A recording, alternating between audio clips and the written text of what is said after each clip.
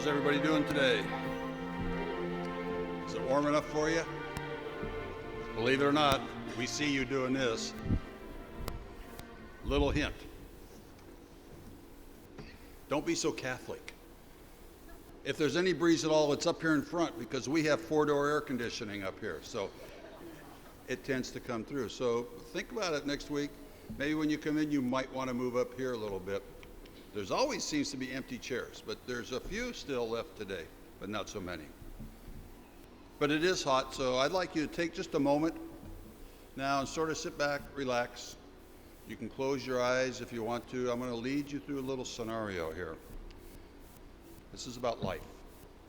You see, it is a hot summer day. The morning has started out like a lot of mornings. The children are tearing through the house and being a nuisance.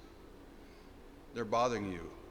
They're not making it easy for you to clean the house, do the dishes, the laundry, maybe the gardening work. And then you have to run to the grocery store and buy groceries. And of course, you know what kids are like at the grocery store. Buy me this, buy me that. But finally you get home, have lunch. The kids, maybe the littlest ones around 2 o'clock, they're down for a nap. The older kids are in their rooms playing quietly. So you see, it's time for me now to take a rest. So maybe you brew a cup of tea or a glass of iced tea. Go to your favorite chair, get comfy, pick up that book you've been trying to read for quite a while. It's your time. And as you're sitting there, you hear this voice. Mommy, I need you. See, kids don't realize that adults need rest also. But that's nothing new, because people tend to look at themselves first. In fact, we hear it in the gospel today. Jesus tells the apostles to come away and rest. Because the apostles in that day, just like today, we need time to rest and recuperate.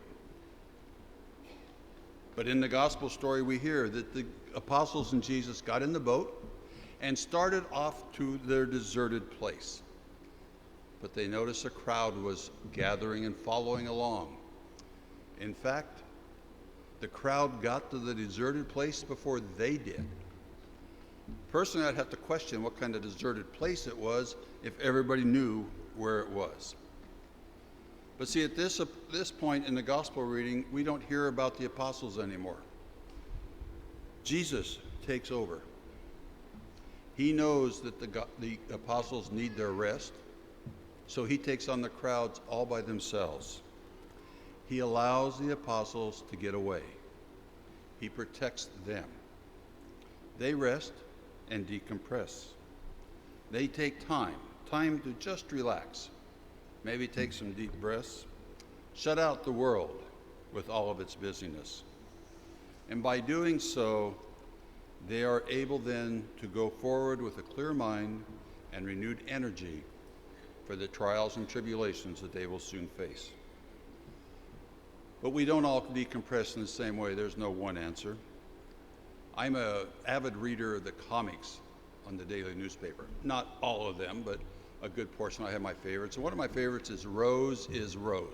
Does anybody read Rose is Rose? Not too many. You got to try it out. Well, Rose Jumbo, that's her last name, Rose Jumbo.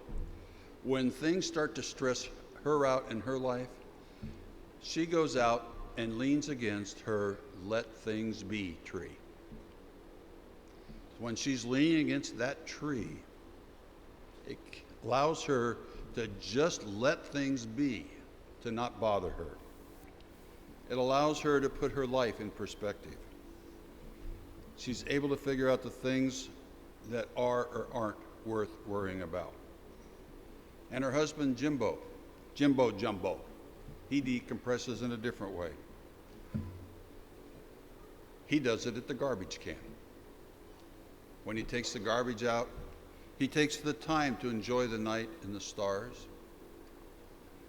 The enormity of the universe helps him to put his earthly matters into perspective. Me, I'm a little weird. My favorite place to decompress is at the mall. Now, how can I rest and recharge there with everybody running around? Well, when my wife's shopping, I just sit and watch people go by in all their busyness. Seeing them hustling and bustling while I'm just sitting allows me to center myself. It helps me to realize there are things happening in this world that are more important than the things that I worry about. It's important that each and every one of us have these spots. A let things be tree, garbage can, a mall, or maybe other events that will trigger the opportunity for you to rest, recuperate. Whatever works for you is correct, because no matter how you decompress, there is one thing that we do all need in common. To make the most of our downtime, we need to have Jesus with us. Just as he protected the apostles so they could rest, having him with us during our time will protect our rest and recovery. All we have to do is let him in. We all need this time with Jesus to calm down, to take a breath, say a few prayers, maybe even the serenity prayer. You know, the prayer that goes, Lord, grant me the serenity to accept the things I cannot change, the courage to change the things I can, and the wisdom to know the difference. And by taking the time to rest and recharge with Jesus, by making it a habit to do so, Christ will create within you the ability to tackle life and do what needs to be done. Because after all, after you rest, after you recharge your batteries, there's always more work to be done. So the people who are visiting us today, you're excused from this little quiz. The rest of you need to know this answer. Last week, Father Brandon talked to us, and he asked you, are you an admirer of Jesus, or are you a, say it? Thank you, very good. Being a disciple means not being afraid to stand up and say, I'm a disciple. So, are you a follower of Jesus, an admirer of Jesus, or are you a? Very good, okay? Thank you. I know you all hold that position, but don't ever be afraid to say so. But now I'm going to ask more for you. I want you to take the next step. The gospel today didn't say the disciples of Jesus, said the apostles. Disciples are followers. We are followers, we should always be followers. But an apostle, that's somebody who goes out in the world and takes Christ to others. Remember, the apostles had just returned from healing and praying and teaching others.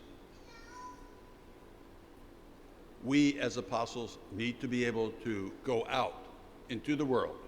We need to be able to spread the word, feed the hungry, clothe the naked, give solace to those in pain, and take care of those on the margins of our society. You may be thinking, well, that's not me. I don't know how to go out and spread the word.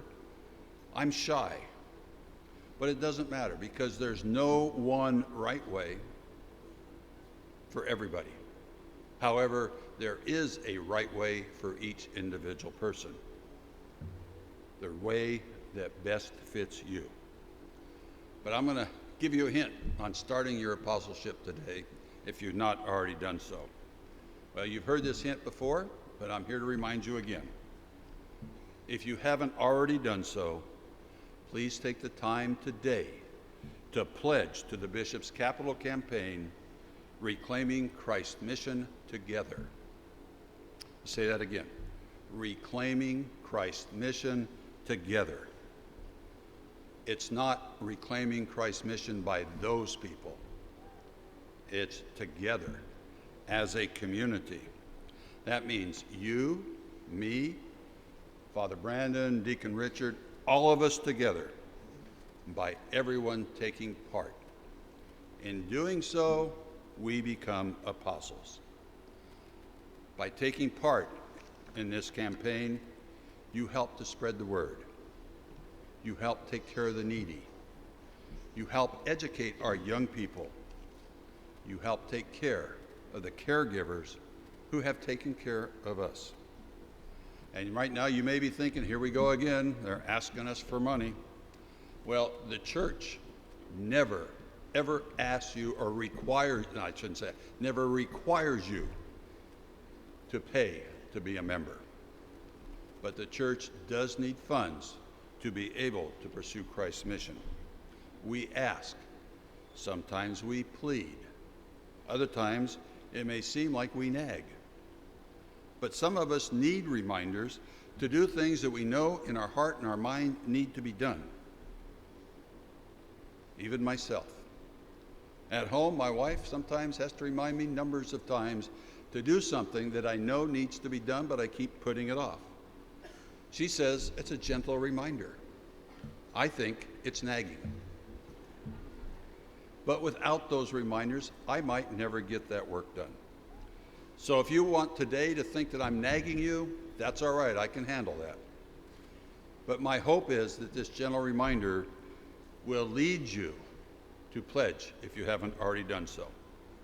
We are almost at our goal, but we're not going to reach it unless each and every person, family, pledges an amount that is an equal sacrifice to what others have pledged.